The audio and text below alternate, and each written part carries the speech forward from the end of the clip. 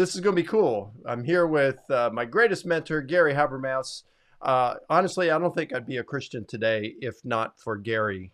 When I was having some real doubts about my faith back in, was it probably 1988, the Baltimore call? Yeah, we call it the Baltimore call. Yeah. I was having some real doubts about my faith. I was finished my coursework for my master's degree, but back living in Baltimore, I was married at the time. I'd just gotten married about a year earlier, and I was having some real doubts about my faith.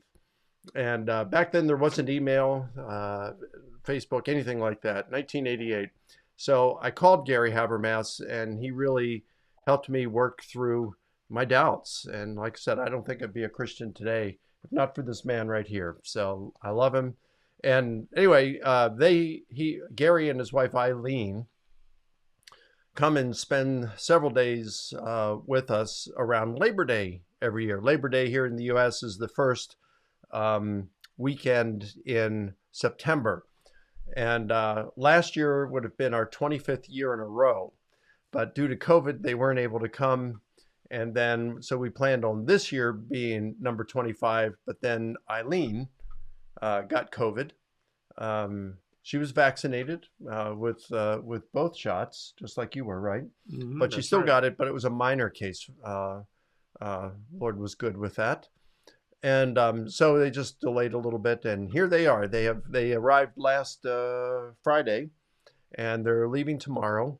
So they'll have spent nearly a week with us, and it's just been great. But I figured while Gary is here, it'd just be great to have him to make him available to you all. So I've asked him to speak on near-death experiences and resurrection. We're going to cover near-death experiences first, and then we'll show how that can lead into the resurrection of Jesus. But Gary, what exactly is a near-death experience? Well, there are a number of categories of near-death phenomena, and a near-death experience is before you die, something happens. Here's how it's often defined. A near-death state is a serious state from which you are most likely going to die if you don't get some immediate attention. And but people are resuscitated from near-death states. Sometimes they reach a point of what's called a death state, but they're brought back from it. So the whole thing is called a near-death experience. Great, great. And how long you been studying these? A long Uh, time, huh? yeah, probably about 10 years shorter than resurrection. So back to the 70s, 1970s. Yep. So close to 50 years. Am I that old? Oh, you're old. Yeah, yeah. Yeah, I told him yesterday, someone was going to say, yeah, if you've been studying that long, you've probably been studying the resurrection since you've been 5 years old. That's probably about it. Both subjects are lifelong pursuits, and I think for good reasons. I think they dovetail with each other. I think they support one another. Now, you're like an editor. You're an editor for one of the near-death experience journals, right? I'm one of the reviewers Okay. for potential uh, journal articles, entries. Sometimes I've been called the Christian reviewer. Not that there's no other Christians that are reviewers, but as far as trained in relevant fields, that would allow me to read, uh, those kind of subjects that are being submitted to the journal for articles. Wow. So there are lots of reports of near-death experiences, right? Millions. One medical estimate in a book of medical NDE articles collected from journals, peer-reviewed medical journal, estimates 9 to 20 million NDEs in North America alone. 9 Mm. to 20 million. And now, not all of them are of the same evidential value, though, right? No, very few more evidential value. I'd say of the millions and millions, I've collected about 300 evidential cases, and some of those are just barely evidential. The really good evidential ones might amount to about 100. And they're very valuable because they span different categories. In an article, a secular research article on NDEs years ago, I differentiated 5 different categories of evidence: evidence from in the room where the person is located, evidence outside the room. It could be anywhere from down the hall in a hospital to a mile away at their house, or NDEs in the blind. And then two kinds of what I would call Twilight Zone type NDEs. One is where a living, healthy person gets caught up in the NDE of the near-death person, and sometimes they believe they went down a tunnel. They know when the person died or almost died, but they saw the same sort of things that the NDEer saw. And the last one is the weirdest one, and that's where, let's say in an NDE, I'll just make something up. In an NDE, you meet a loved one who's been dead for anywhere from 1 week to 10 years, let's say, and that person gives you verifiable information that nobody on earth, as far as anybody knows, nobody knows, but they say something that's relevant to your brief conversation, and they tell you something like, hate to tell you this, but your favorite cousin it was just killed in Afghanistan, and you're going to get a telegram in 2 days. And 2 days later, you get the telegram. Things like that. But the person person receiving the report is near death. The person that supposedly gave the report is very much post-death. Interesting. Hey, as we're going along with this, I see that some of you are, you have comments and some have questions. Like I see a guy named Michael, not me, but Michael, he says, "Hey, Mike, I'd love for Gary to clarify the crucifixion of Jesus in the Bible because I am Muslim." Michael, please, Gary will answer that. Be happy to answer that. But before you all ask questions, hold those questions. This is my first time doing this live, first or second time, and let's let, I'm going to interview Gary, ask him a few questions, and then I'll open it up for questions. Be happy to entertain your questions, but I won't be able to keep track of them because this, the comments keep pushing up. And hey, Lucas Hondros, you said, I like the jersey, Dr. Licona. Well, this is an Atlanta Braves baseball jersey. I'm thankful to a fairly new friend of mine named Greg McMichael, who used to pitch for the Atlanta Braves, pitched in the 1995 and 96 World Series. And so we became friends. In fact, he and I did 3 fly on the wall videos. You can check those out on our YouTube channel. Just click the playlist and then look for Fly on the Wall, and then look for his. It's Greg McMichael. And it's cool. We talk about his baseball career and what it was like to be a Christian while in the major leagues and what it's like afterward and all this kind of stuff. It really gives you an insider's view on what it's like to be a professional baseball player. Anyway, I asked him at one point, could he get me a jersey, the same one that he would wear, would wear on the field. So an authentic jersey. And so, yeah, he got me this. And so Greg McMichael is my favorite baseball player of all time, and his name is on the back. And so that's what this is about. Go Braves. They're in the National League Championship Series. As of the time we're making this video, they're up 2-1 against a really, really tough Dodgers team. And I don't know what's going to happen, but man, all 3 games have been like really, really close. So we've been watching them. Gary and I have been watching them every night. It's been a really good series so far. Anyway, we will be answering your questions. So just hold them for right now.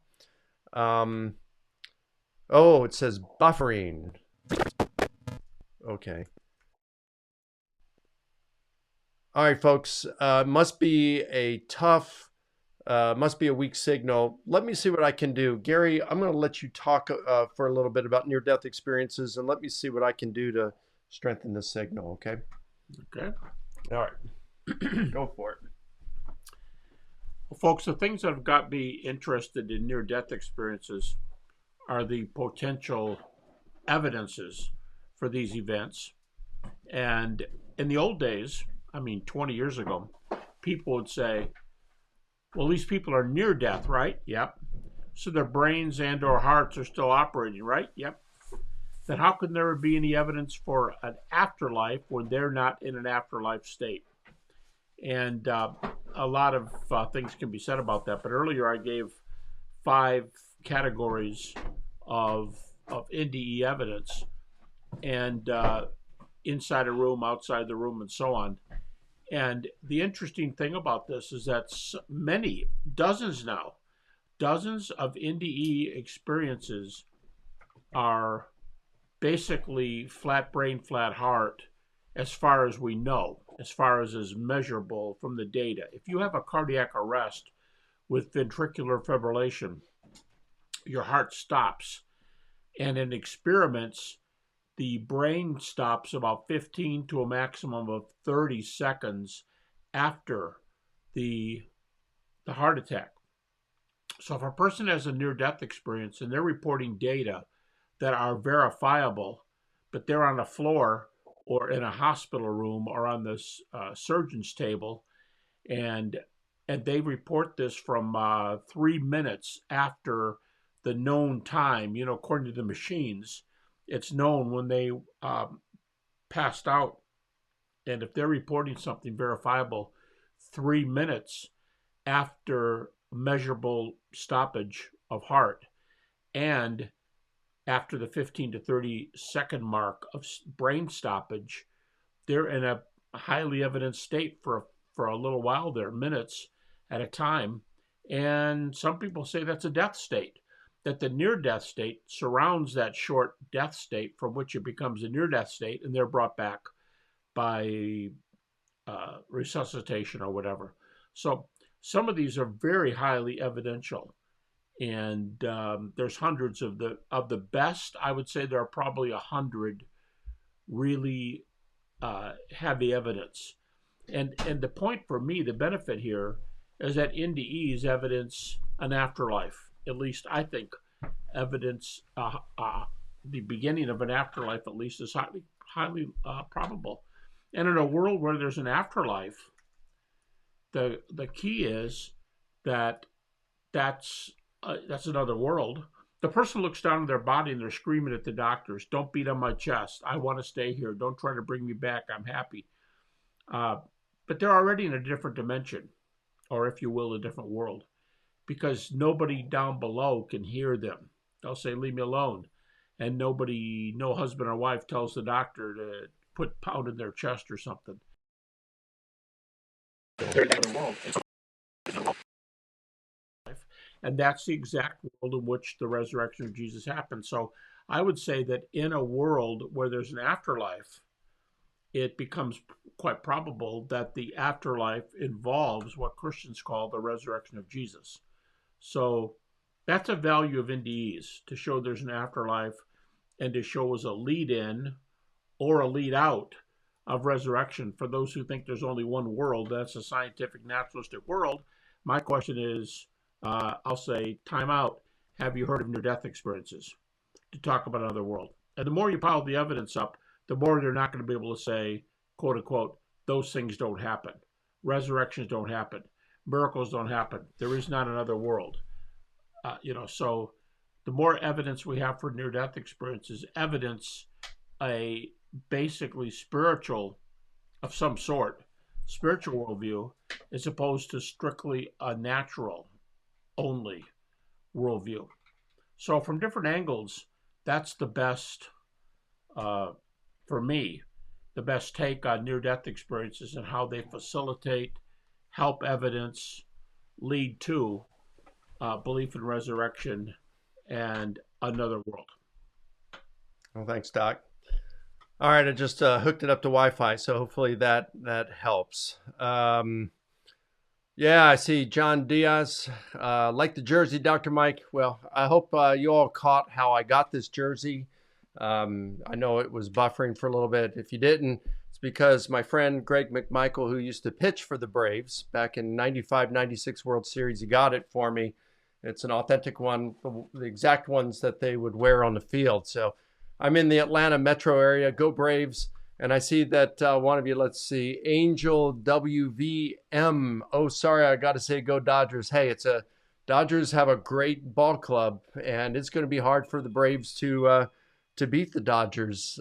It's a good series so far. Wow, it really is. So anyway, I don't know what the signal is like right now. I'm going to do a speed test. Hopefully the Wi-Fi is working a little better right now. And I'm sorry for the hang-ups here.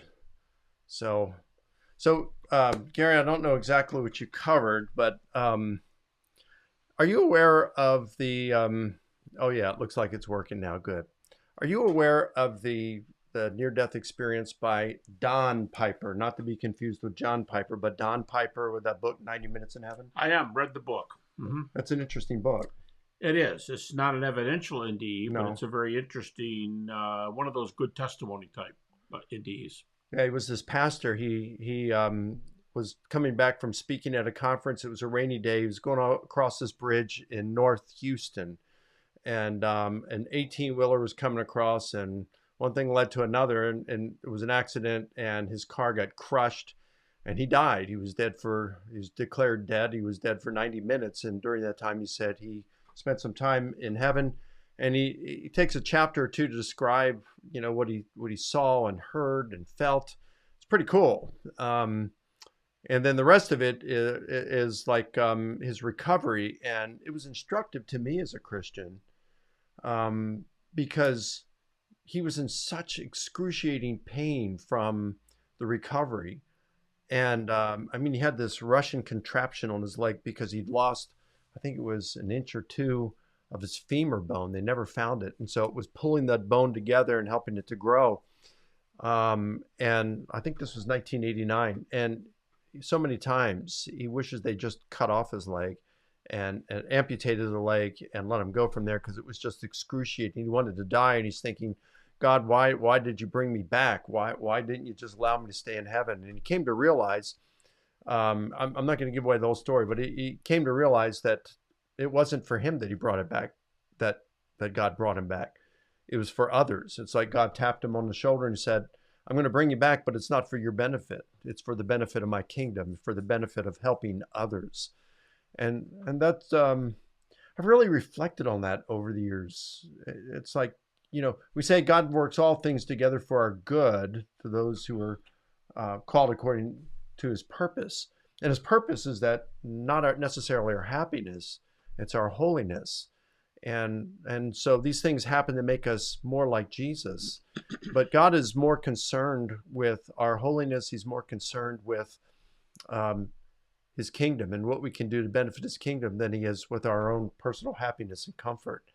And that book was something that just was a slap in my face that said, Mike, it's time to grow up and step up to the next level in your growth as a Christian. So yeah, I thought that was pretty neat. And the thing about Don Piper too, I have a friend named Gary Hamrick, and he used to work at Don Piper's church.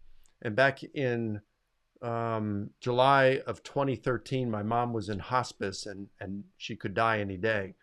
And she did die on, I think, July 6th. And it was the 4th or the 3rd of July. I think it was the 3rd of July. I thought, wow, I'd read the book 90 Minutes in Heaven to my mom, and she loved it. I mean, you can imagine, reading about heaven to someone who's going to die any day. They're in inpatient hospice. And I thought, how cool would that be if Don Piper would speak with her? And it's like, I tried to contact through the website, and he was on the road at that time about 250 days a year. And I thought, man, I'm not going to be. Well, I had an inside track with Gary, not by me, but by Gary Hamrick. And so I called Gary and I said, do you still have contact with Don Piper? He said, yeah. I said, Gary, mean the world to me if you could do me a favor. And, half hour later, Don Piper's calling me on the phone. He says, Gary told me about you and your mom. What can I do for you? And I said, would you talk to her? So that night at 6:30, my mom hadn't, I think this was on a Wednesday night, and they because of the pain and nausea, they'd given her medication, and she was asleep constantly, and they figured she'd be asleep the rest of her life. But she was asleep to avoid the pain and nausea since Tuesday morning. And so I woke her up and I said, hey, Mom, remember Don Piper? And she said, yeah. He's calling you in 5 minutes. And her whole face just lit up and her eyes got real big. And he called her and he spoke to her for 11 minutes. And basically he said this. My mom's name was Joy. And he said, Joy, Mike tells me you read my book and you were encouraged by it. And he says, look, heaven is an amazing place. the sounds is like nothing you've ever heard. The music, the colors you've never seen, and the joy and love that you experience while there. It's just amazing. And he said, look, my guess is that you think you're going to miss your family, and so you don't want to go, but you're not, because there's no time in heaven. And it's as though when you're there, it's like if you look behind you, your family would be right behind you. And he said, look, I love my family, Joy, but if God would allow me to, I would switch places with you in a minute. So he said, so look, you have nothing to fear. You have everything to look forward to. And Joy, I will see you at the gates. And she mustered up all the energy she could, and she said, thank you. And those were the last words she had. We left the room, and shortly after, she went to sleep, never woke up again. And that was just really cool. You know, the near-death experiences can provide comfort to many. So let me ask you this. There are near-death experiences in which non-believers, non-Christians, seem to have heavenly experiences. Explain that. How can that happen? If we take the Christian theology, it seems to me, as a New Testament historian, that Jesus actually made claims to be the only way. Not only do we have him saying such, like in John chapter 14, I'm the way, the truth, and life. No one comes to the Father but by me. We have something very similar in Matthew, 11:27, when he says, it's called the Johannine thunderbolt. It's also in Luke. It says, no one knows the Father except the Son, and to whomever the Son wills to reveal him. And then you've got Paul all over the place, and other New Testament writers, all of whom, when they comment on it, they talk about Jesus being the only way, that there's no salvation apart from Christ. So when I see this being attributed to Christ in multiple independent sources, such as John and Matthew, Luke, which would be the Q source, when I see it's in peppered throughout the New Testament literature, it seems like where it's commented on, it's unanimous that they think Jesus is the only way. It seems to me the best explanation, although we can't be certain, the best explanation is that Jesus actually made such claims to be the only way. And if he rose from the dead, his claim's probably true. So the challenge I have is, if you've got these near-death experiences in which non-Christians are experiencing heaven, how do you reconcile that with Jesus' teaching, or the teaching of the New Testament, that he's the only way? Yeah, I don't have a big problem with it. And the issue is this. When I study NDEs, I concentrate on the evidential cases. In fact, 2 people in the last week or so wrote and said, hey, I had an NDE. Do you want me to map out my experience for you? And I said, well, let me be honest with you. I'll read anything you send me. But I really only collect evidential cases, of which I have a lot of them. There's many more in print. And I said, they're the kinds I look for. Now, if you think about dynamics here, evidential cases would be, well, here's a couple of cases. Here's an in-the-room case. The woman has surgery. She goes to her hospital room. The doctor comes and talks to her, and he said, well, we checked for that. That's not the case. And you're fine on the machines. And she says, well, you didn't check for it. He said, well, don't tell me that. I know the machine was in the room. It was there with us. She said, yeah, but it wasn't. It was unplugged. He said, what do you mean it's unplugged? She said, the machine that you're talking about that give me the information I need is unplugged. It was unplugged. How do you know that? I saw it up above my body. I'm scanning the room, and I say, wow, what's that? There's a machine over there. It's not plugged in. So he left, and he went down the hallway and checked the room, and sure enough, the machine wasn't plugged in. Now, that's in-room verification, because she was out during that time. And then there's down the street verification. There's NDEs in the blind, but they see things out in the street, a car accident, something else that could be datable. They know when she was out, and they know when the accident occurred, and things like that.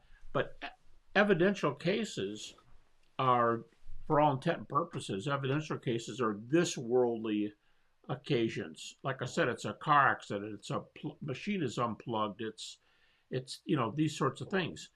And But what about the heavenly cases? There's virtually no evidence in NDE cases that the heavenly testimonies are true. Now, when a person tells me, I was really there, I saw it, the colors, the comment from Don Piper was very common. They'll start and they'll talk like this. They'll say, well, I wish I could tell you what the colors were like. You think of greens and reds and blues, but I'm not using the right words. I can't tell you these colors were not the greens and reds and blues. They were. Never mind, I can't get this across. Then they'll talk about the music and they'll say, you know music and you've heard the best symphony orchestras but this music is like otherworldly. I know I'm not telling you anything. It's like, you'll just have to be there. And that's the way they talk about it. But those are testimonies. I can't verify otherworldly music. I can't verify otherworldly colors and colors nobody has seen before. I can listen. I can benefit. Some of them are really, really incredible testimonies, but no data that they were there. So they can believe they're there, and I would never try to take that away from them. They can say what they want, but here's the key. They're testimonies. I've lived near some Muslim neighbors. I know many others who are Hindu, Buddhist, others. They tell me stories about what they believe. They tell me what their theology is, what differs from this group and this group. I just listen to them. But I can't verify. They don't give me any verification.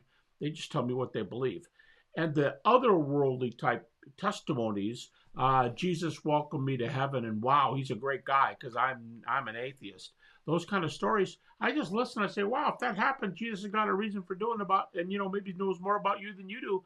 But I can't verify that. So if you're giving me a testimony about another religion or about something you've had, listen. We all listen. And then we go, maybe so, maybe no. How do we know? I can't write a book on the evidence that this unbeliever was welcomed to heaven by Jesus because there's just no data for that. I have to use the evidential cases for that. So evidential, just to repeat, evidential cases are almost always this worldly kind of events, not otherworldly events and belief systems. I'm a Christian.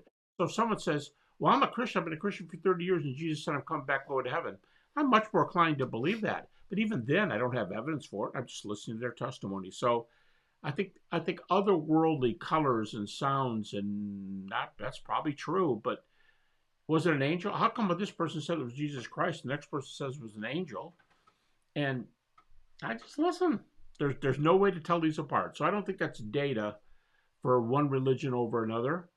You go, well, maybe it's religion. Maybe it's evidence for all religions. Or maybe it's evidence for universalism or pluralism, to which I'd say, well, if those things are true, I respect God's ability to bring anybody into heaven he wants, but I think you're not hearing me.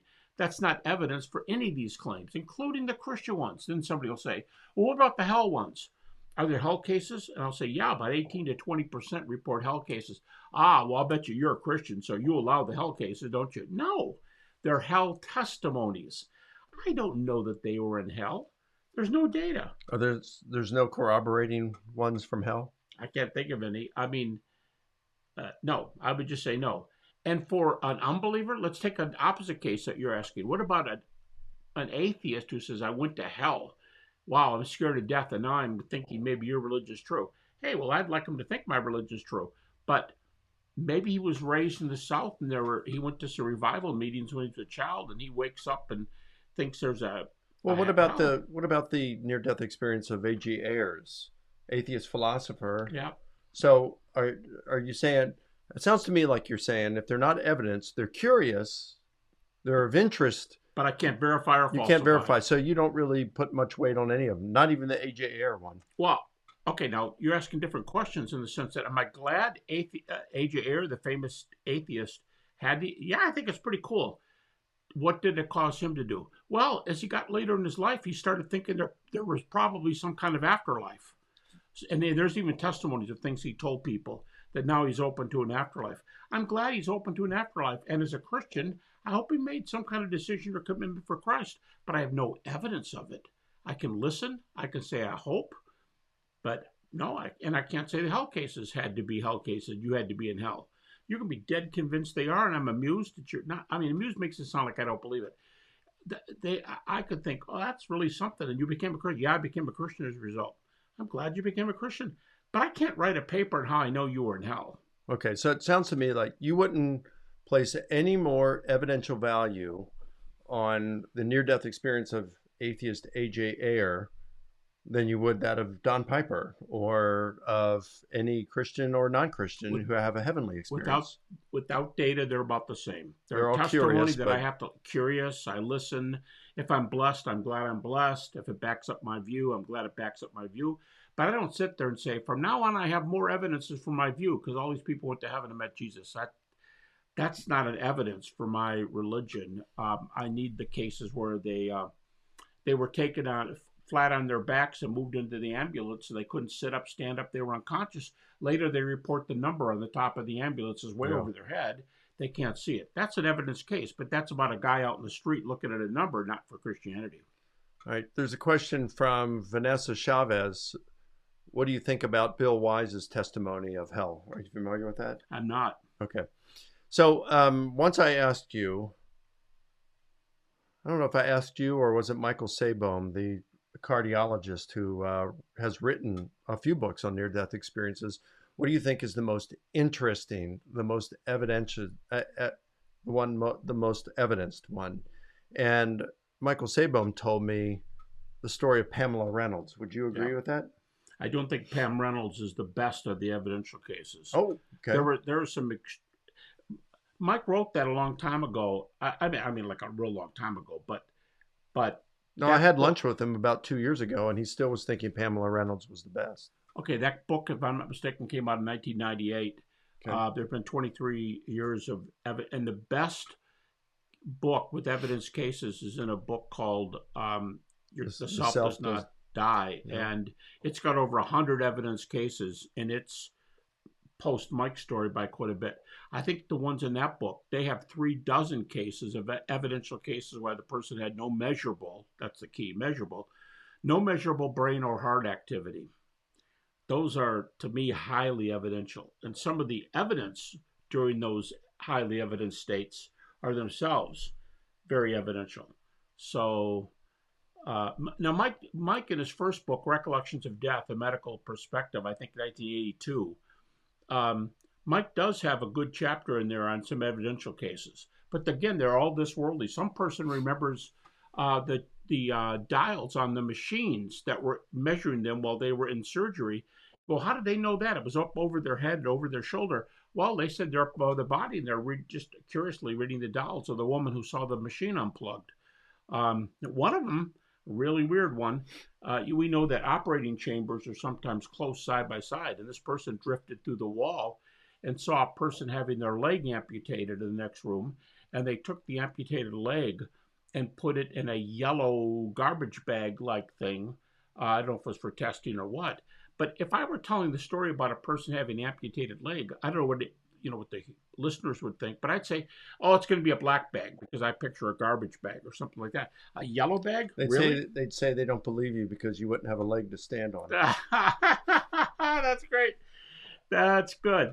But either that guy was happening there and it was a yellow bag or not, and her surgeon got information from the other guy next door, and they could verify these things. So, notice they're all this worldly. I don't say every last one, but the really heavy ones. You say, well, what about that guy who was dead? And he said, your cousin died in Afghanistan. Well, that's evidence, but just because the guys are in heaven, it's not evidence for heaven. It's evidence of an earthly event, namely a war in Afghanistan or Iraq, and a guy dies and they get a telegram. Notice a confirmation is earthly stuff, even if it was given in a heavenly surrounding. I don't know if the heavenly surrounding part is true or the hell part.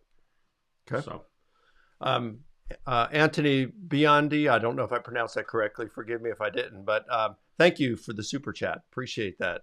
Also, Caleb Jackson, thank you for the super chat. And Caleb says, he's got a question for you. Okay. What are your views on the 2014 AWARE study done on NDEs, where patients were unable to see written messages set up for the experiment? Yeah, many things. By the way, there are a few cases now of verification. They're very few, given all the cases they've done. But here's a couple responses.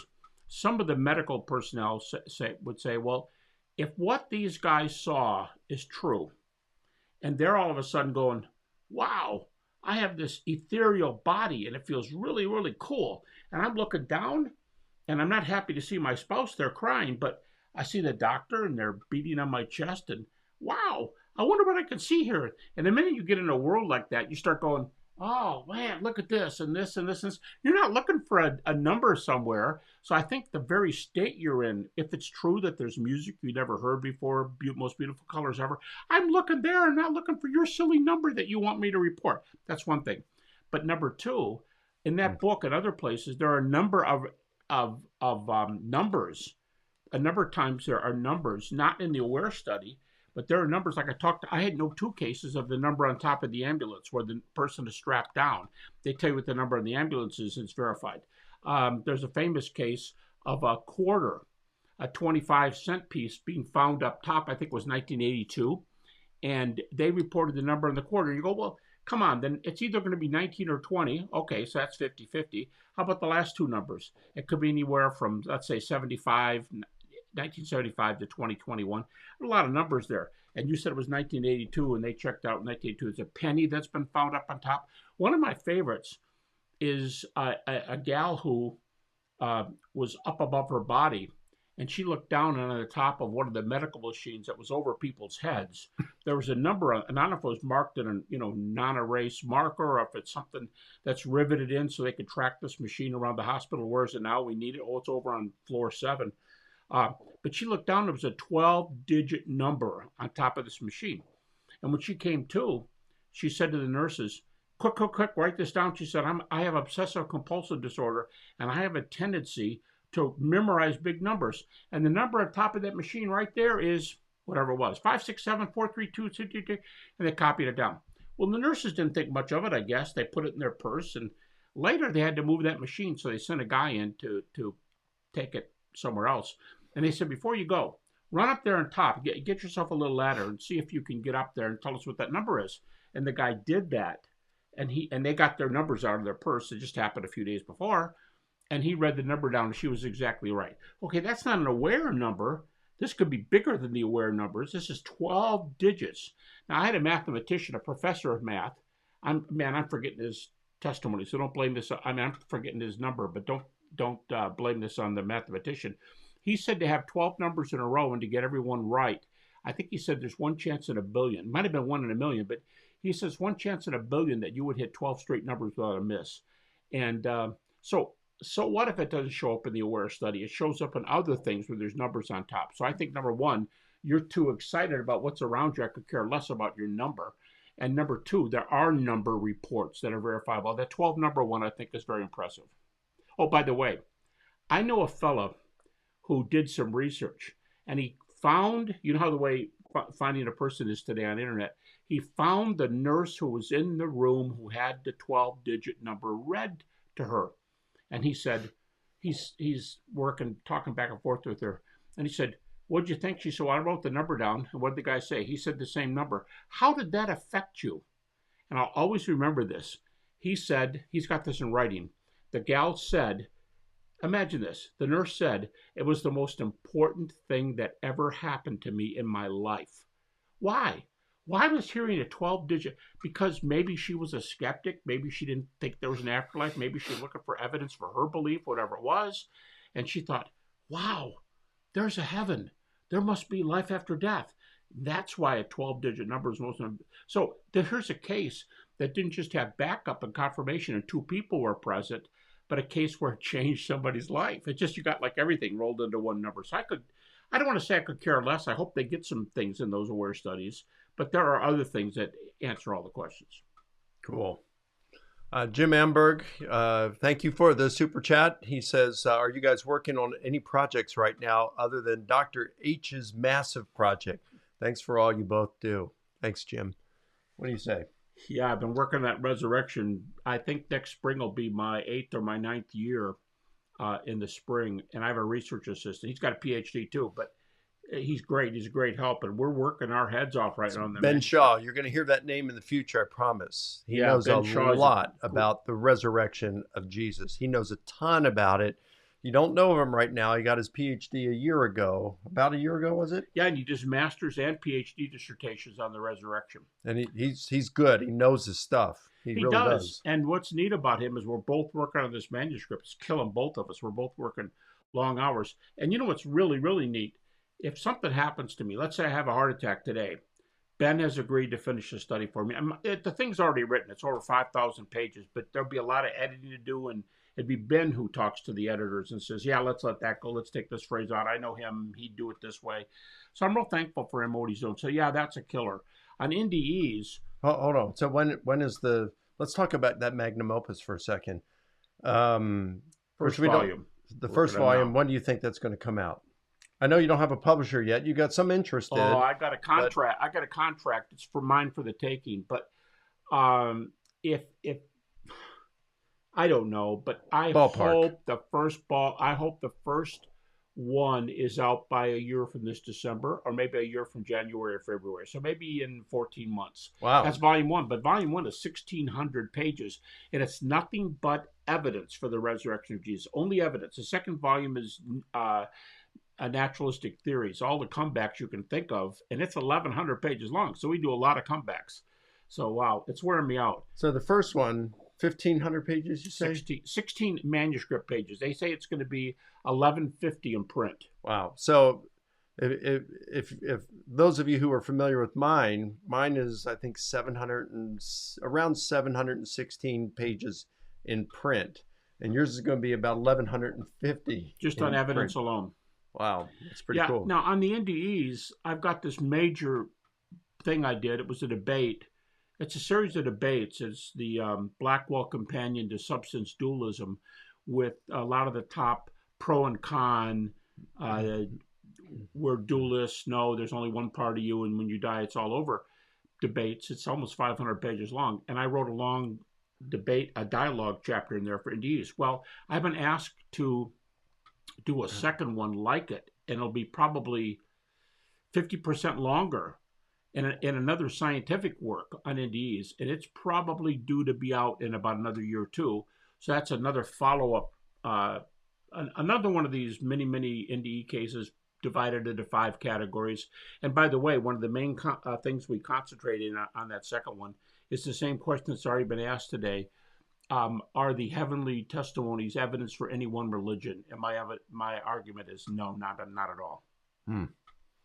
And Jim, what I'm working on 2 things right now. So one, Lee Martin McDonald, I interviewed him a little over a year ago on the formation of the biblical canon, and we have 5 videos that's on our YouTube channel on this. So one is on the formation of the Old Testament canon. The second video pertains to the Apocrypha, or those intertestamental books that you find in the Catholic and Orthodox Bibles. Why aren't they in the Protestant Bible? Why are they in these other Bibles? What are we to think of them? Then we have 2 interviews, 2 videos on the formation of the New Testament canon, and then a 5th video that has to do with miscellaneous matters pertaining to the formation of the canon. So what Lee and I have done is we had those transcribed, and then we have reformatted these questions and looked through things so that just we weren't speaking off the cuff, that we really thought through the answers a little bit more and beefed up the answers and added some new questions. So right now it's like answers to 100 questions pertaining to the formation of the Bible. So that we're looking for a publisher now. That'll probably be out within the next 2 years. That's going to be a pretty cool book. Easy read, more of a question answer interview format, and then I push back on certain things and we delve deeper into some of the questions. In fact, Lee said what got him thinking about it is he said, you ask some questions that aren't typically asked, but that people do wonder about. Like, in Jude 14, it mentions a quote from First Enoch as though it's scripture, as though it's divinely inspired. But no scholar that I know of thinks that Enoch wrote First Enoch. So was Jude wrong? What does that have to do with the doctrine of biblical inerrancy or divine inspiration of Scripture. How are we to look at First Enoch and things like that? So we delve into some questions like that, and there are a few matters on which Lee and I have disagreement, and so we kind of go back and forth in some of those. It's going to be an interesting book. And then the second project I'm working on, I've been doing this for a little while now, is a popular version and a less technical version of my work on gospel differences. But I get into things and explain things in a simpler way, like the synoptic problem. And I'm going to have 2 chapters, one on the doctrine of biblical inerrancy, how are we to understand it, and another one on divine inspiration. I find that Bill Craig and I have very similar thoughts this, because he's working kind of on the same thing and we're working independently of one another. And when I shared some things with him, he said, wow, he was having very similar thoughts. So so that's a real fun, and it's going to be geared for small group use. So yeah, an individual can use it very easily, but it will be easy for small groups to use it as well, and discussion questions along the way. So those are the 2 things that I'm working on at present. So yeah, thanks for asking that question. All right. Well, we've been talking for, close to 50 minutes now on near-death experiences.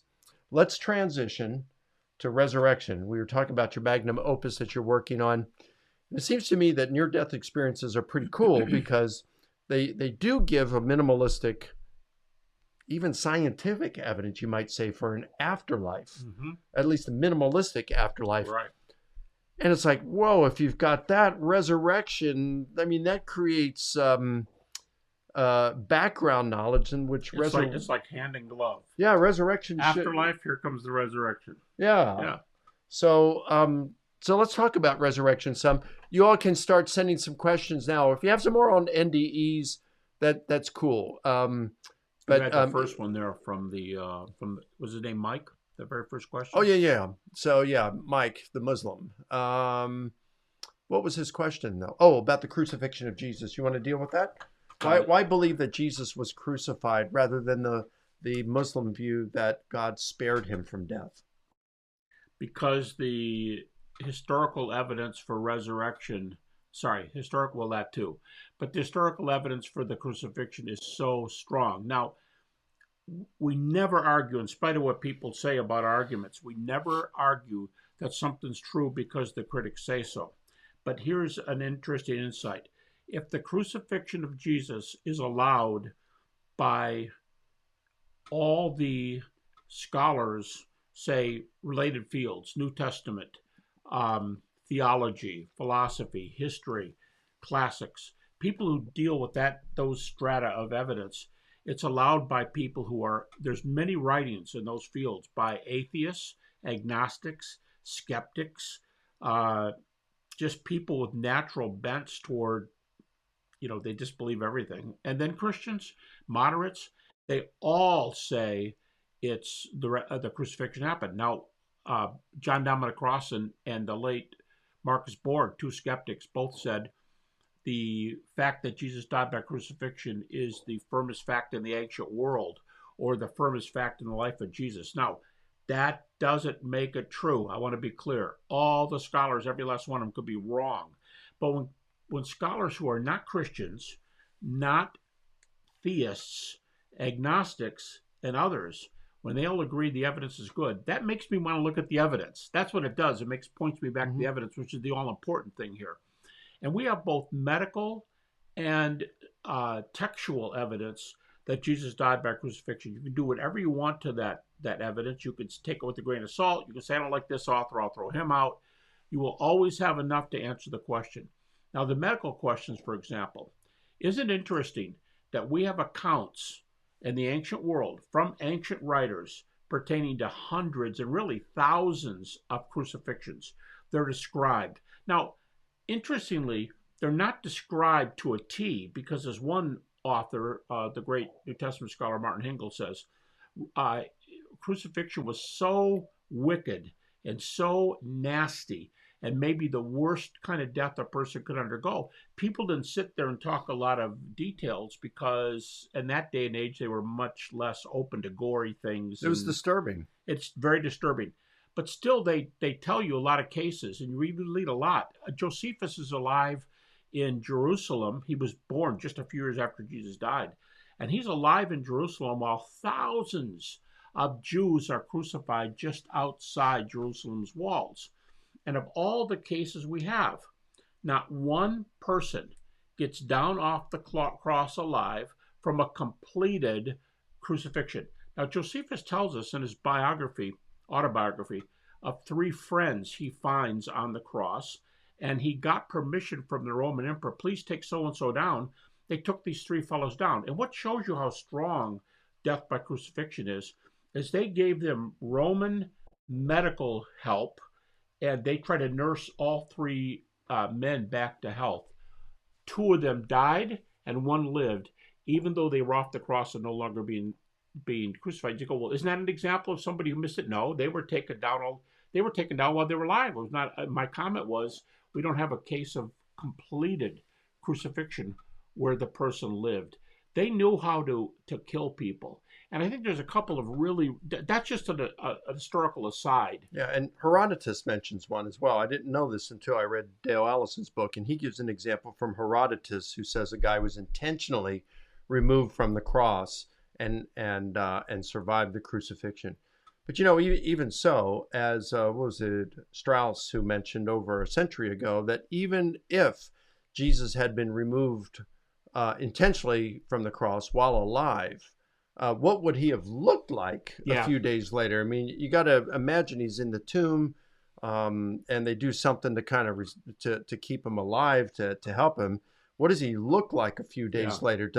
Certainly he'd convince them that he was alive, but not resurrected with an immortal body. And that is one of 2 arguments that I think, there are a lot of good arguments against the view that Jesus remained alive, but 2 of the takeaway ones you really want to remember. One is the David Strauss critique, which he makes a little bit in his 1835 to 1837 Life of Jesus, called The Life of Jesus. But 30 years later, he wrote a follow-up, Life of Jesus for the German People. And he has this famous comment that he says, here's the problem with saying Jesus didn't die. The problem is, let's just say he was taken down, he was half dead, 3/4 dead, whatever. A few days later, he struggles out of the tomb. What does he do with the rock? What does he do with no food or water? What does he do with no medical help? He walks to where the disciples are. How far is that? I don't know. Let's just say it's a 1/4 mile.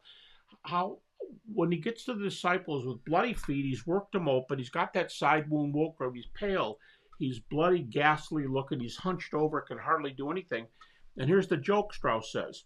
He walks into the room where the disciples are and, guys, I told you that I would rise again from the dead.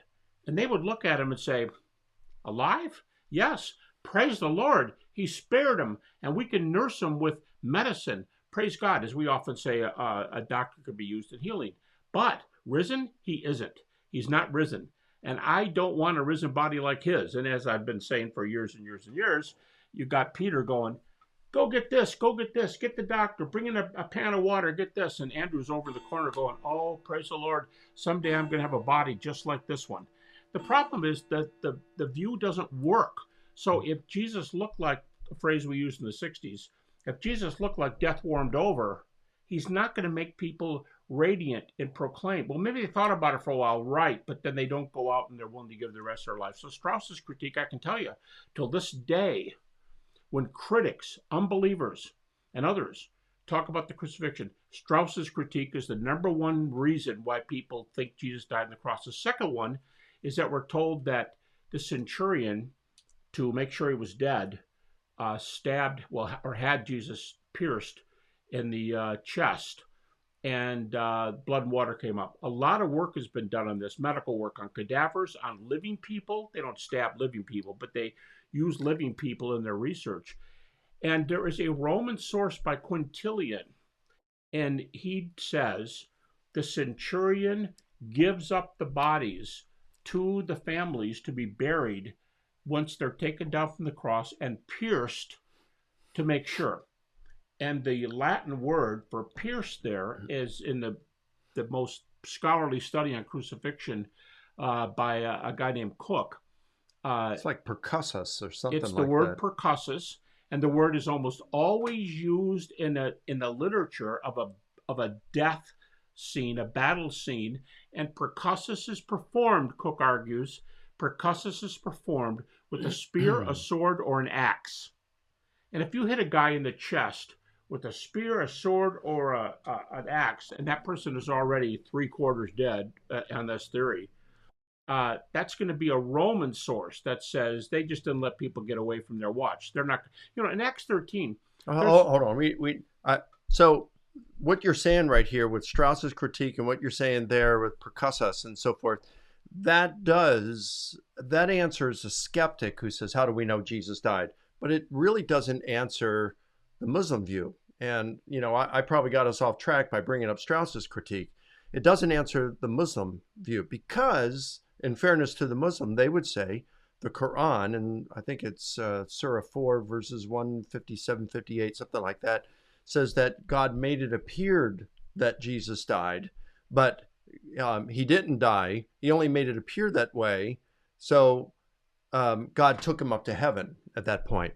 And so the way I would address that would be to say, look, the earliest Christians, that is Jesus' disciples, were out there proclaiming that Jesus had died and that God had raised him from the dead. Now, on several occasions, the Quran refers to Jesus' disciples as Muslims. So why would an all-wise God of the Quran, why would he allow the disciples to mistakenly believe that Jesus had actually died and that God had raised him from the dead, and from that message perpetuate the largest religion in the world today? It seems like that wouldn't be very wise of God. And we can understand why God would deceive the Romans and the Jewish leadership who had Jesus crucified.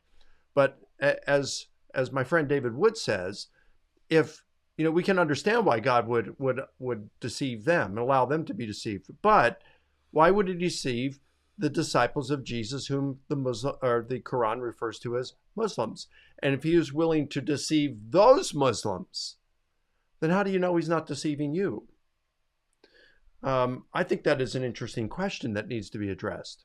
And then another thing is we can establish on a historical basis that Jesus very likely predicted his imminent death and resurrection. So if Jesus did not actually die, well, then that would make him a false prophet. But the Quran refers to him as a great prophet. On the other hand, if he did die and rise from the dead, then as he predicted, well, then the Quran is wrong there too, because it says he didn't. Either way, it seems to me that the Quran is mistaken pertaining to the fate of Jesus. So I think there's a number of let me problems with add the one more Muslim thing. view. The New Testament sources we have, this stuff material is just coming out. The earliest material in the New Testament is not the Gospel of Mark at plus 30. It's not the first epistle of Paul, 1 Thessalonians at plus 20. There is new creedal data and work being done on it that dates the resurrection, crucifixion, everything back to immediately after the event. Now, this would be a long story. Very early evidence for the death of Jesus and the resurrection, right at 30 AD. Several scholars have said it's right from 30 AD. The Muslim source is almost exactly to the year 600 years later. As historical sources, I'm I'm not surprised that a Muslim would believe the Quran, and I wouldn't be surprised that a Christian would believe the Gospels. That's the way religion works. But if my source is right after the event, and the source that denies it is 600 years later, I think historically that's rough. I've got a book on my shelf at home written by a Muslim apologist, and he's debating a Christian. And he says, be ready, Muslims. Almost always they're going to say the New Testament goes back to the same century. It's right after the cross at 30-ish AD, but the Quran is 600 years later. And this Muslim scholar says, and they are correct. 600 years later is not a good historical argument. He said, but whenever they say that to me, here's what I say to them. But your Gospels have mistakes. Let's talk about the mistakes in the Gospels. In other words, he turns the page. He goes to another question. And these guys who are atheist New Testament scholars, they think there's errors all over the New Testament. That does not bother them one bit. I'm just saying on the surface, 600 years later is not good history. It doesn't qualify as a comet, an event from 600 years later. If it were the American Revolution, we're not even there for almost 400 more years. That's how long that time is. And when the critics are saying, yeah, this is a good source, that's 600 years later, again, I don't blame Muslims for believing that, but it's not a good historical argument. This Muslim writer that I have says it's not a good argument. So he changes the subject to the New Testament. Excellent. So if you have any more questions about the resurrection, please go ahead and type them in now, and we'll ask Gary of these questions. So Gary, what do you think is our very best source when it comes to the resurrection of Jesus? If you're talking, okay. If you could only have one source. If you mean one person or one writing? One person. Yeah. One person, it's unanimous. It's not even close. All the New Testament scholars, and again, I mean this seriously, they can be non-Christian, they can be atheists, they can be some other religion, anything.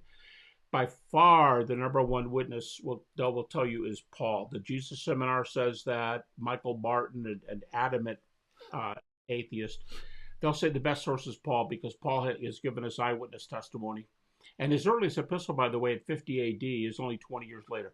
But I will say as a category of evidence, these early creedal sources I'm talking about from 30 AD to 50 AD, they are by far, as many people are now saying, they're the strongest sorts of evidence because we have data from the apostles that go back to the same date as the crucifixion. That is strong, strong evidence. Awesome. So I see Lioness for Jesus is asking me to comment on Matthew 27:53. And this is 52 and 53 talk about when Jesus dies, the sun goes dark, the sun is dark, there's darkness, there's an earthquake, the temple veil splits, the rocks split, the tombs are open, and many of the dead saints come out and are raised from the dead. And after Jesus is raised on Easter morning, then they come out of their tombs and walk into the holy city and are appear to many. So what do I do with those? This was something that became, I guess you could say, infamous from a few years ago, because in my large book on the resurrection of Jesus, I posited that what the mention of the many saints that were raised and came out and walked around, that this was more of like special effects, like a poetic device. In ancient literature, we call them portents. And so you find something similar when Julius Caesar died. You have, I think it's no less than 6 ancient authors that talk about things like a comet appeared, there was darkness. You've got Livy, the Roman historian, who at one point he is writing in poetic kind of a genre. He's saying that Mount Etna erupted, there was a comet, that streams stopped flowing, black intestines were seen outside of cattle, that pale phantoms were seen walking around at sunset. So you find these kind of things. Cassius Dio reports that I think it was when Caesar went into Egypt, that a woman with snakes for hair was walking around the city, and that the gate to the temple of Jupiter, with Zeus, that took many men to open, they opened by themselves. Comet, darkness, all that kind of stuff, voices heard in the forest. Josephus reports a number of portents just prior to the destruction of the temple in Jerusalem. A cow gave birth to a lamb. There was a comet. There was a bright light in the middle of the night that was brighter than the brightness of day that shone down on the temple. The gates to the Jerusalem temple that took more than 20 men to opened by themselves. So you can see this kind of stuff. There's a pattern. It's kind of like we would say today, 9/11 was an earth-shaking event here in the U.S. Well, we don't really mean that there was an earthquake that radiated around the world. It's a figure of speech. It's a portent kind of thing to say that an event of great significance took place. And my view, and I wouldn't die for this view, but I lean toward the view that this is what Matthew is doing here. He has added some portents that are going on in order to highlight the importance of Jesus' death, that they have actually killed the Son of God. So that's what I think of this. So if we want to say, well, did this is this a legend that developed over time? No, it isn't a legend that developed over time. Is this fiction? No, it's not. This is a portent that is the same thing that other ancient authors, including the Jewish historian Josephus, was doing. I'll give you some biblical ones. So in Joel chapter 2, it talks about the day of the Lord, that the sun will go dark, the stars will fall out of the sky, the moon will turn to blood. Joel chapter 2. Well, you find at Pentecost, you've got, they're speaking in tongues, and some of the audience are saying, hey, these guys are filled with new wine. And Peter gets up and he says, no, this is what Joel the prophet spoke of when he said, the sun will go dark and the moon will turn to blood. And whoever calls the Spirit of God will manifest itself, something like that. And whoever calls on the name of the Lord will be saved. And so he says, this has happened in your midst today. He's basically saying, and then he calls on them. He says, today's the day of salvation. Call on the name of the Lord to be saved. So, well, did the sun go dark? No. Did the moon turn to blood? No. Yeah, that's the way it happened back then. And that's what I think is going on in our situation here. So I don't think it's fiction. I don't think it's meant to be understood historically. We have to understand the genre. Now, I don't think Gary agrees with me on this, and that's something in which we just disagree. And I might be wrong on it. Like I said, I wouldn't die for it, but that's what I think is going on. And I think there's some theological challenges to the view that these things actually happened. Now, in order to plug in the Wi-Fi, I had to take out the power plug. So it's showing my battery is only 9%. So we're going to have to wrap this up very soon. So we've got Angel WVM. Thank you for the super chat. And she says, what do you say to atheists who say there's no evidence that Jesus was buried in a tomb outside of the Gospels? What do you say to that, Gary? Well, I think there's a lot of evidence that Jesus was buried in a tomb outside of Jerusalem. Let's put it this way. You know what? This is really going down quickly. Now we're at 6%. So what I'm going to do is I'm going to unplug the Wi-Fi, which means it's not going to be as strong, okay, the signal, and I apologize for that. Hopefully we'll still be able to go through. I'm sorry, but I'm going to have to plug in the power again. So go ahead and answer that question. Okay. Yeah, there's a lot of evidence for a burial in the specific case of Jesus. It is true that ancient peoples, Romans included, used to throw bodies in pits, or the most common form of burial was when was a rectangular hole in the ground, and the body would be laid there and poured on top of it. Now the question is, did the general view happen to Jesus, or a specific view, given on the other hand that he was in Jerusalem when he died? And Jerusalem was the place where the tombs are cut out of limestone. And could somebody on Jesus' behalf, a rich man, Joseph of Arimathea, Nicodemus, could a rich man have buried him in that tomb? There's a lot of indications that he was buried in the tomb and not elsewhere. Now, we even have some sources that tell us that we're freezing. Go ahead. Keep talking. Sorry about this, folks. I see we're starting to freeze. Go ahead. We even have sources, Josephus is one of them, that tells us that, I think Philo is another one, that tells us that the Jews cared so much for the resurrection of the body that they would even bury crucifixion or other victims killed by the state, even as criminals. They had enough care for the body that they did bury them. So in Jerusalem, we have a statement even about crucifixion victims. Plus, we have evidences for Jesus' burial. The story there is there are multiple sources for Jesus' burial in a tomb. And the way that critics count multiple sources, it depends on who you ask. They could say 3 sources or 4 sources, but certainly the Synoptic Gospels, Matthew, Mark, and Luke, and John count separately. And we have an Acts, what's called a sermon summary, it's like a creed, an early sermon summary in Acts 13, where Jesus is buried. And we have that most highly accepted creed is 1 Corinthians 15, 3 and following. And there we read that Jesus died, was buried, rose, and appeared. And even Bart Ehrman says those go together, because how do you know he was crucified? How do you know he died? Because he was buried. How do you know he was resurrected? Because he appeared. So the foursome goes together. And so we have an early creed, 1 Corinthians 15, an Acts sermon summary, Acts 13, three synoptic gospels. John is always counted as a separate source. We have multiple attestation. I won't go on and on and on, but there's some evidence right there. They did bury people killed by the state, including crucifixion. We have specific case saying Richmond took part in Jesus' burial. We have multiple attestation for that. And there's nothing illogical at all about someone being put in a tomb, because hundreds of people were buried in tombs in the Jerusalem area. So I think the evidence is really strong. The chapter that I wrote for my big magnum opus on how was Jesus buried, what's the evidence say, was 60 pages long.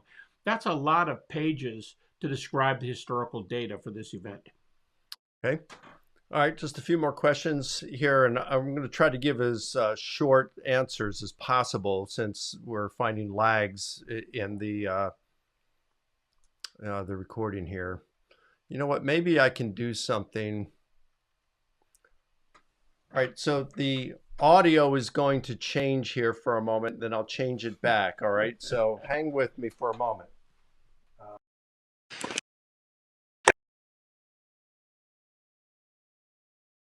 The power saved in 5 minutes. Yep. And now we're going to take this and plug it in.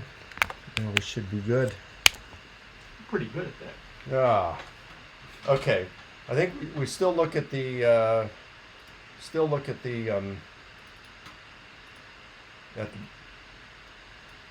let's see. Just look at the. We'll look at the camera, but that's what it's going to be showing. Okay. All right, let me pull up these questions. So I was asked from Bobby Q, why have you stopped using the one fact approach to the resurrection of Jesus, using the disciples' appearances and building a case from there? Hey, let me just make sure that I've got the right mic here. Okay, now that should sound better. I still use it, Bobby Q. I still use it now. I just started using it again about a year or two ago when I speak to churches, because it is a pretty simple argument for the resurrection of Jesus, and people can understand it really well. I just used it a couple of weeks ago when I was, where was I? Topeka, Kansas. I was speaking to some high schoolers, really sharp, and like a prep school, some high schoolers. And then I loved it. So I do use it for audiences. I don't typically use it when I'm talking to a more sophisticated or academic audience or during a debate. I might try it sometime because I really like it. All right. Jai Apologetics, JAI Apologetics. What are Dr. Habermas's thoughts on Pinchas Lapide? Are his views unique in that a non-Christian scholar accepts the resurrection? What do you think, Doc? Well, Pinchas Lapide's book, The Resurrection of Jesus, a Jewish Perspective, it's a pretty good argument. It's about 40 years old now. But, for example, in the 1 Corinthians 15 Creed, which he calls the best evidence of the resurrection, a lot of people would agree on that. He gives, I think, 9 evidences that this is a very early report from maybe as early as a year after the crucifixion. It's one of those creeds. And he calls 1 Corinthians 15:3 and following, he says it's so strong it may be used as the evidence of eyewitnesses. So that's pretty powerful. Then he goes on and says, I'm Jewish, but I believe Jesus was raised from the dead. I believe the evidence is pretty strong. And he says, I'm a Pharisee when it comes to how Jesus was raised, and he was raised bodily. And then he makes a play on a theory that was popularized about 100 years ago by a Jewish academic named Franz Rosenwig. And Rosenwig held a really interesting view. He says, Jews come to God through the law because that's the way God set it up. So that makes maybe, 30, 40 million people in the world come to God through the law. But everybody else, Rosenwig said, Jesus is the Gentile Messiah, and they come through Jesus. So everybody but the Jews comes to God through Jesus Christ. And And Lapid says, I'm Jewish, so I get there the traditional way. But Jesus is for y'all. Jesus is for the rest of you. And what you do with him is very, very important. So he goes on and makes the application, pay attention to this fella, it's the key to eternal life, and so on and so on. But he definitely believes in the resurrection of Jesus. So, I mean, as a scholar, let me tell you this about Pinchas Lapid. He had a PhD in New Testament. And I heard him say at the time that he was one of only 4 Jewish scholars in the world who had accredited PhDs in New Testament. And since then, a book's been written on Jewish scholars, and really good testimonies. It's fairly, I mean, you find a lot of Jewish scholars who believe Jesus was a prophet, and a few that he was raised from the dead. So I like Pinchas Lapid's book. He's not the best known New Testament scholar in the world, but he's got a really good PhD from Germany. All right, thanks. Jim Amborg, I thank you for the super chat, and yes, I will apply that $20 toward getting a new power strip. All right, let's see, what else do we have here? Have you come to a conclusion about where Jesus first appears to the disciples after his death? Billy G asks me, Mike. No, I haven't. I flip back and forth. So in my book, Why Are There Differences in the Gospels? At the very end, I assess the resurrection narratives and the differences there. And so you've got Matthew and Mark, which strongly suggest that the first appearance to the group of male disciples occurs in Galilee, whereas Luke and John place it in Jerusalem. So what is going on there? And at first I used to say that, well, I'm sorry, I'm going to just cut this short, just because, so I'm not going to get into a lot of details here. Bottom line is I have flip-flopped back and forth. I do think that one group has changed it. Either Matthew following Mark has changed it, or Luke and John have changed it.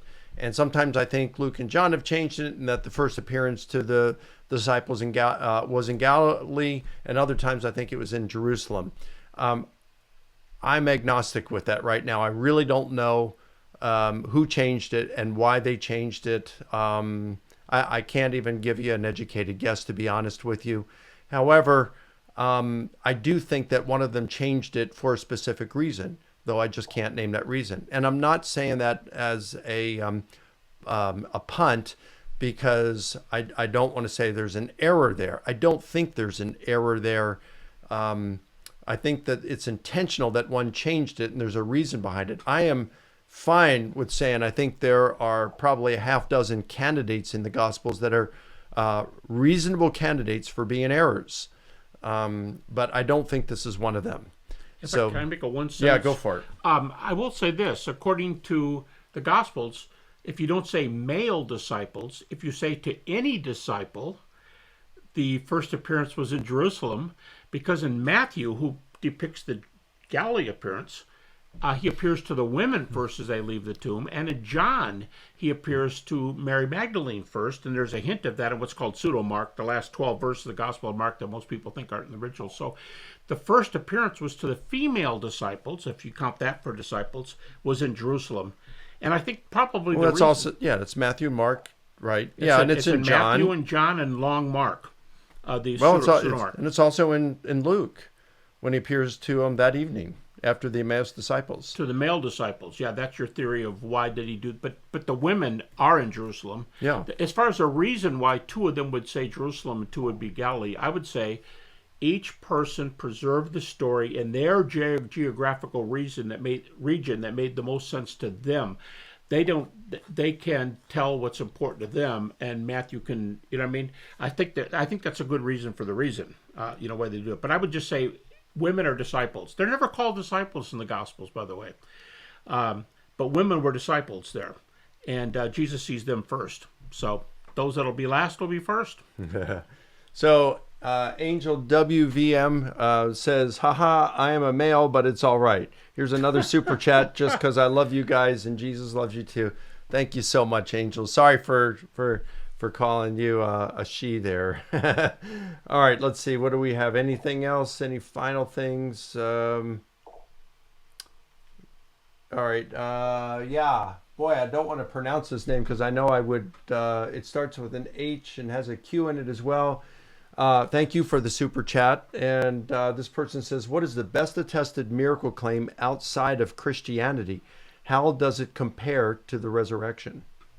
Doc, what do you think? Well, if you said outside of Christianity, if you just left it the best claim outside, I would say it's Jesus' non-resurrection miracles, because critics, I've even heard a critical scholar say something I wouldn't say. He said it's unanimous among critics today that Jesus was a miracle worker. Okay, so I think some of Jesus' miracles are fantastic. Outside, I don't think there's anything to compare to the resurrection. It sounds prejudiced, but let me tell you why. In all the major religions, with all the major religious founders, none of their Orthodox followers claim that their follower was raised from the dead. So there's no claim that's in the ballpark. I mean, maybe you say, well, we got a whole lot of evidence for a healing here. But healings occur when we pray for people every day. I mean, to me, that's not really unique. But the resurrection is really unique. So I'd say there's no takers. Okay. Well, let me ask you something as we really begin wrapping this up now. What do you say to the person who says, well, science proves that resurrections can't happen? We know that when a person dies, they remain dead, and we observe this, as Hume would say, with an exceptionless regularity.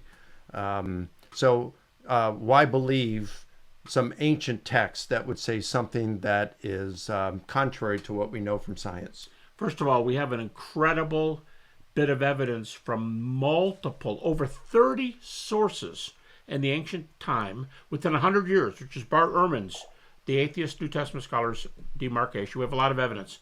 But here's where I would say to that person, I would go, time out, time out. You think there's no evidence for another world and no evidence for a resurrection? Let's talk about near-death experiences, or in the case of healings, let's talk about modern-day healings. Craig Keener has just come out with his third miracles book. J.P. Moreland just wrote his first. There are some incredible miracle claims, pre- and post-MRIs, CAT scans, X-rays, great cases. So that kind of bashes that scientific view, this doesn't happen. But let's go back to NDEs. If NDEs say there's an afterlife, and resurrection concerns the afterlife, that gives a foot up to these incredible dozens of evidences for the resurrection. If we already know there's an evidence, if we already know there's a resurrection, that kind of bashes the comment that says these things don't happen because there's no afterlife. Oh, there is an afterlife. Now what do you do with the evidence for the resurrection? And I think at that point, NDEs deliver a major blow to skeptics who say these things don't happen. And by the way, recent scholarship has it. Those of you who think David Hume is the be-all, end-all, recent scholarship, including the agnostic, I understand, writer Ehrman, Hume's abject failure, criticism today is going against David Hume on the nature of his argument as philosophy.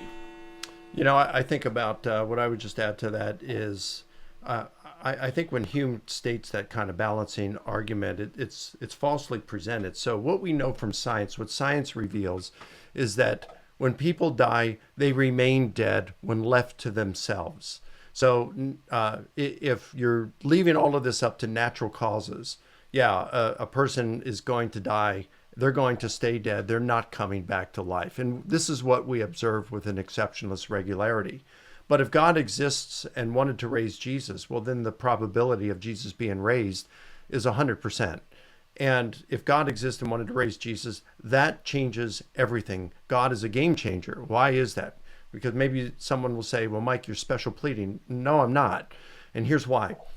Let's just change it just for a moment from someone rising from the dead to someone walking on water. And let's say that the world community decided, well, we want to see if anyone can walk on water. And so all the governments work together on this, and everybody who's living in a particular country has to check in with an official, and they have to attempt to walk on water, be it a swimming pool, a stream, a lake, a pond, whatever. It's got to be something where, they could sink and not be able to walk on water. And so they go through all nearly 7 billion people who live in our world today. And finally you come down, all of them sink. None of them are able to walk on water. Finally, you've got a 5-year-old boy, and he's at a swimming pool, and they say, all right, go ahead and try. And he says, well, I can't do it. There's no way I can do it. And I say to him, well, give me your hands. And so he gives me his hands, and I hold him over the swimming pool, supporting his weight. And then I walk alongside the swimming pool, and he walks on water. So 7 billion people unable to walk on water doesn't tell us anything about whether that little boy would be able to walk on water. We say, well, Mike, That's cheating because you're an external agent that assisted him. Exactly. Exactly. The fact of an external agent that would assist someone, that changes things. 7 billion people unable to walk on water unassisted says nothing about whether someone could walk on water assisted. And in the same way, 100 billion people unable to rise from the dead by natural causes tells us nothing pertaining to whether God raised Jesus from the dead. It's an entirely different reference class. So what science informs us is that people cannot come back from the dead by natural causes. The challenge there is the problem with them saying, we observe this with an exceptionalist regularity that people don't come back to life. Yeah, that's by natural causes. But no one has said that Jesus was raised by natural causes. The claim is that God raised Jesus from the dead, that Jesus was raised from a supernatural cause. And again, if God exists and wanted to raise Jesus, that's a game changer. All bets are off.